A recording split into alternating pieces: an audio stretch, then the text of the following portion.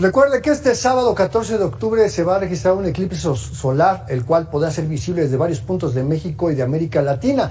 Y para que tengamos más detalles, vamos con Arturo Rentería, integrante del Instituto de Astronomía de la Universidad Nacional Autónoma de México. Arturo, muchísimas gracias por platicar con la audiencia de Mega Noticias. Buenas noches.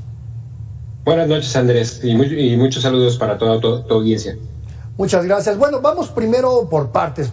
Explícanos rápidamente de qué se trata este fenómeno astronómico. ¿Qué es este eclipse anular de Sol? Bueno, lo primero que tenemos que saber es que un eclipse solar es este momento en el que las órbitas de la posición de la Tierra, la órbita de nuestra Luna alrededor de la Tierra y la órbita del Sol, o de la Tierra alrededor del Sol, coinciden en un punto en el que se interpone la Luna entre el Sol y nosotros. Esto quiere decir que en medio del día vamos a ver cómo la Luna va a ir cubriendo poco a poco el disco del Sol hasta quedar al centro. ¿Por qué se llama anular? Porque no va a alcanzar a cubrir la Luna todo el Sol, todo el disco del Sol. Va a quedar una pequeña orilla que es conocida como el anillo de fuego. Entonces, a esto le vamos a conocer como un eclipse anular, a diferencia de los eclipses totales, que es cuando la Luna cubre completamente el disco del Sol. En este caso va a ser anular, pero es importante mencionar que la anularidad sucederá en Yucatán, en la península de Yucatán, o en México se verá en la región de Campeche, en las zonas aledañas de Mérida. Aquí nosotros en el centro, en Puebla, tendremos un 69.78% de cobertura del Sol, ¿sí? No tendremos un eclipse completo, vamos a ver solamente hasta un punto como el Sol es cubierto por la Luna. Sí, justo eso quería preguntarte, porque bueno, estamos hablando de que en la península de Yucatán se va a poder contemplar este fenómeno, digamos, en plenitud, y hacia la zona centro del país, y mientras más avancemos hacia la zona del Pacífico, la visibilidad va a ser distinta. ¿Eso en qué condición nos pone como personas espectadoras ante estos riesgos que se han mencionado de ver directamente el fenómeno? Mira, Andrés, en este momento, para este particular del día de mañana sábado, es importante saber que siempre, en condiciones generales, uno nunca debe de ver el Sol de forma directa, porque es demasiada luz y podríamos dañar rápidamente nuestra retina y generar problemas serios y permanentes en nuestra visión. Entonces, es importante saber eso. Ahora, en un eclipse de Sol solo se puede mirar si tenemos directamente, si tenemos un eclipse total, lo cual no va a suceder en ninguna parte del país, ¿sí? Ni en Yucatán con la anularidad, porque vamos a tener este anillo de fuego, ni en el resto del país, que vamos a ver en mayor o menor porcentaje la cobertura del Sol. Entonces, en ningún momento podemos ver de forma directa. Tendremos que usar siempre o lentes especiales, que en muchos lugares, por ejemplo, en Puebla, en Tonantzintla, el INAOE, por ejemplo, va a estar ofreciendo, por ejemplo, este tipo de lentes, ¿sí?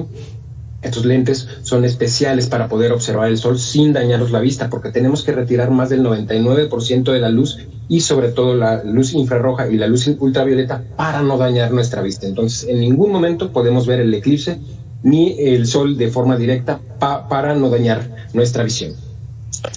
Esto es muy importante que dice Arturo, porque de repente las leyendas urbanas dicen, no, pues ponte unos lentes oscuros, utiliza una radiografía o la careta de un soldador. No lo podemos usar definitivamente.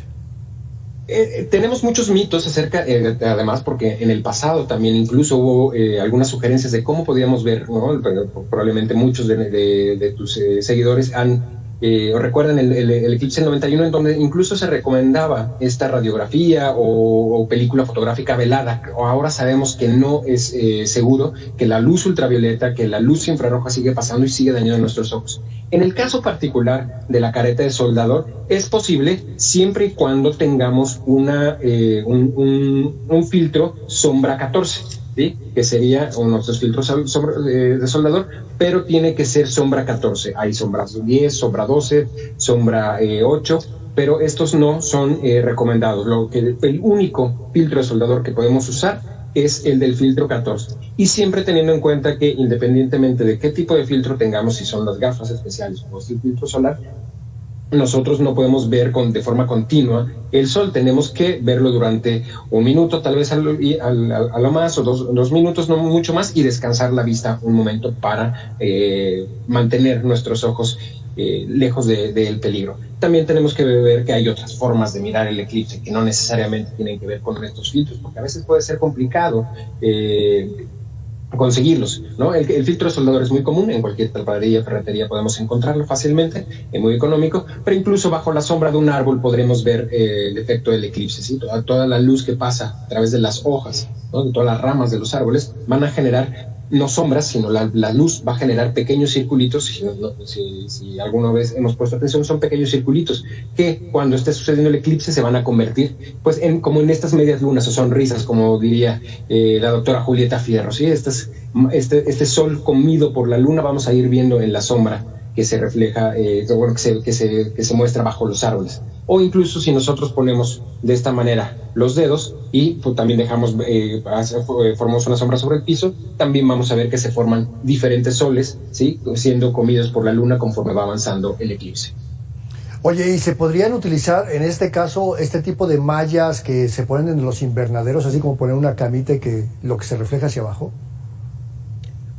Probablemente va a estar tan pegado estas mallas sombras, ¿no? Supongo que es lo que te refieres. Van a ser los palitos tan pegados que probablemente no se van a ver. Pero, por ejemplo, algo que es muy fácil que podemos encontrar probablemente en la cocina de todas las casas es un colador, pero no de estos coladores de malla de alambre, sino estos como escurridores que son como metálicos y con algunos agujeros, ¿sí? Que son visibles. Con uno de esos podríamos incluso proyectar el sol eclipsado mientras está sucediendo este evento el día de mañana. Ahora bien, el periodo va a ser más o menos largo, ¿no? Se estima que empiece el proceso del eclipse por ahí de las 9 de la mañana, estará terminando alrededor de la 1 de la tarde. ¿Cuáles serían los pasos que podemos ir siguiendo a lo largo de estas 6-7 horas que dure el fenómeno? Sí, el eclipse va a iniciar a las 9:36 de la mañana y va a culminar a las 12:50 para nosotros que nos encontramos en el centro del país. ¿Sí? Entonces, lo que vamos a ir viendo es cómo el sol va a ir siendo comido, o cómo la luna va a ir interponiéndose cada vez más sobre el disco del sol hasta llegar a un máximo y vamos a ir empezando a ver la salida. Un experimento o un registro que es interesante que podemos llevar todos como aficionados es de apuntar el tiempo en el que inicia, el momento en el que nosotros notamos el máximo y el momento en el que termina el eclipse. Y con esto, pues poder tener un registro de este eclipse y prepararnos de esta manera también para el eclipse del próximo año, que es el 8 de abril, que tendremos un eclipse total en la región norte del país y parcial en el resto del país. Arturo Rentería, integrante del Instituto de Astronomía de la Universidad Nacional, muchísimas gracias por darnos luz, ahora sí, en este tema del eclipse de este día de mañana.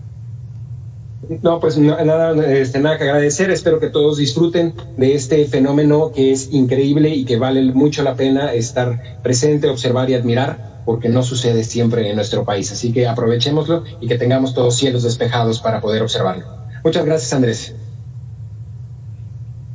100 palabras de Juan Carlos Zúñiga. En el conflicto Hamás-Israel, apoyar a este último significa ser de derecha. Apoyar a los palestinos es ser de izquierda. Si eres chairo, debes estar de acuerdo con la masacre israelí. Si eres conservador, se justifica ahorcar a la población palestina. Desde la posición progre, los israelíes tienen la culpa de que los hayan atacado por invadir el territorio palestino. Desde la posición conserva, la falta de contundencia del gobierno mexicano para condenar el ataque es dibujada como si de eso dependiera la solución de la guerra. La realidad es que el conflicto en Medio Oriente no puede ponerse a nivel de malos y buenos, y la posición de México es irrelevante. Acá tenemos nuestras propias guerras, que esa ferocidad con la que se defiende a los palestinos se use para respaldar a las víctimas en México, que ese encarnizamiento con el presidente por no pronunciarse contra los ataques se utilicen para proponer una salida a la violencia desatada por ellos mismos en el pasado. Pero claro, es más redituable el conflicto que está a 12.500 kilómetros de nosotros.